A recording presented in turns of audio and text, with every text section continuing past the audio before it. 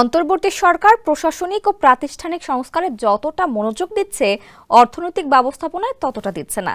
শ্বেতপত্র প্রণয়ন কমিটির প্রতিবেদন জমা হওয়ার ১.৫ মাস পার হলেও সুপারিশ বাস্তবায়নে সরকার কিছুই করেনি। রাজস্ব বাড়াতে মূল্য সংযোজন কর বা ভ্যাট বাড়ানো হলেও প্রত্যক্ষ কর বাড়ানোর বিষয়ে গুরুত্ব দেওয়া হয়নি। দেশের অর্থনৈতিক চ্যালেঞ্জগুলোর সমাধান করতে হলে দীর্ঘমেয়াদী ও কাঠামোগত সংস্কার প্রয়োজন। বিস্তারিত থাকছে প্রতিবেদনে। হঠাৎ করেই বছরের শুরুতে ভ্যাট বাড়ানোর ঘোষণা দেয় অন্তর্বর্তী সরকার। এ নিয়ে তীব্র সমালোচনা শুরু হয়েছে সব মহলে, সরব হয়েছে বিএনপিও।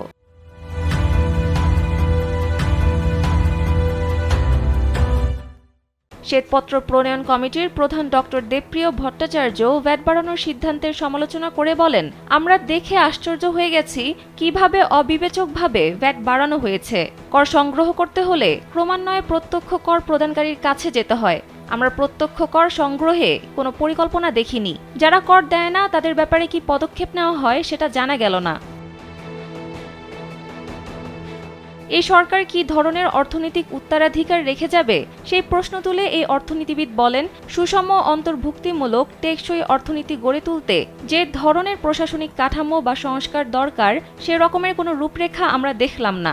অন্তর্বর্তীকালীন সরকার কোনো সংশোধিত বাজেট দিতে পারেনি। এটা না থাকার কারণে বাজেটের কিছু সূচক পুরোপুরি অপ্রাসঙ্গিক হয়ে গেছে।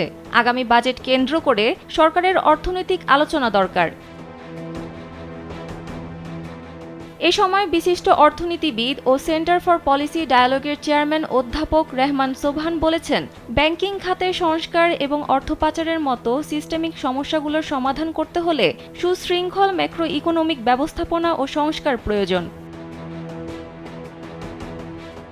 রেহমান সোবহান অন্তর্বর্তী সরকারের বিভিন্ন চ্যালেঞ্জের মুখোমুখি হওয়ার বিষয়টি স্বীকার করে বলেন, এই সরকারের কাছে পরিবর্তন আনার জন্য সীমিত সময় ও ক্ষমতা রয়েছে। তবে শ্বেতপত্রে গুরুত্বপূর্ণ সমস্যাগুলো চিহ্নিতকরণের প্রশংসা করে তিনি বলেন, এসব সমস্যার সমাধান দীর্ঘমেয়াদী হতে হবে, যেগুলোর বাস্তবায়ন আগামী নির্বাচিত সরকারের অধীনে সম্ভব।